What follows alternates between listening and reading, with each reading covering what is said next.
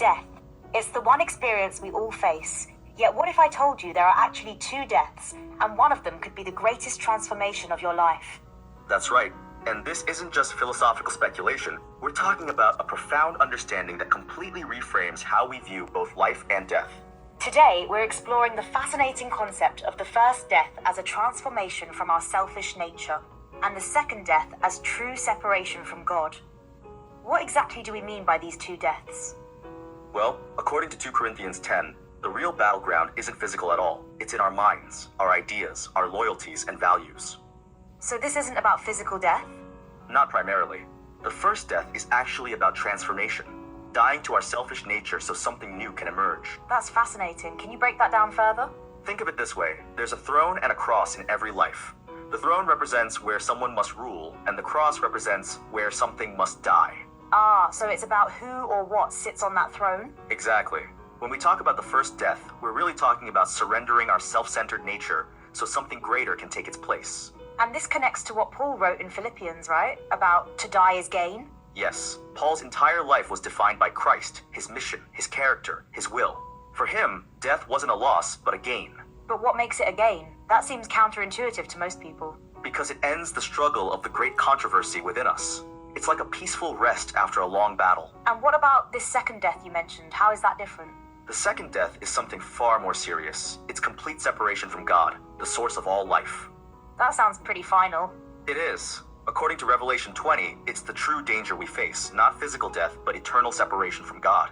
So how do these two deaths relate to each other? The first death, dying to self, actually protects us from the second death. It's like a spiritual immunization. That's a powerful metaphor. Can you elaborate? When we choose to die to our selfish nature, we're actually choosing life, Christ's life. And as Romans 8:17 tells us, if we suffer with him, we'll also be glorified with him. But this isn't easy, is it? No, Acts 14:22 is very clear. We must go through many tribulations to enter God's kingdom. That sounds pretty intense. What keeps people going through these tribulations? It's the assurance that these trials are actually transforming us. They're not pointless suffering. Like a refining process? Exactly. The trials we face are like a furnace that purifies gold. They reveal what's truly valuable. Let's talk about Micah 6:8. How does it fit into this picture? Micah 6:8 shows us what this transformed life looks like. Doing justice, loving mercy, walking humbly with God. It's the opposite of our natural selfish tendencies. So it's not just about dying to self, but about what we're becoming? Right. The first death makes way for a life of service, following Christ's example. And this protects us from the second death? Yes, because when Christ reigns in our hearts, the second death has no power over us. That's promised in Revelation 26. This is really reframing how we think about death, isn't it? Completely. Instead of seeing death as just an ending, we can see it as a transformation, a doorway to something greater. But what about the fear? Death is still scary for most people. That's where trust comes in. Job 1:21 shows us someone who could face death without fear because he trusted God's love. How does that work practically? It's about daily choices to put others first, to serve rather than be served, to follow Christ's example of self-giving love. So it's not just about the end of life? No, it's about how we live each day. Every choice to deny self is a small first death that strengthens us against the second death. That's powerful. It makes death part of the journey rather than just the end. And that's why Paul could say, to live is Christ and to die is gain. Both life and death become meaningful. What about suffering along the way? According to 2 Timothy 3:12, suffering for doing right actually confirms our identity in Christ. That's a different way to look at it. Yes, because suffering isn't meaningless when it's part of our transformation. How does this change our daily lives?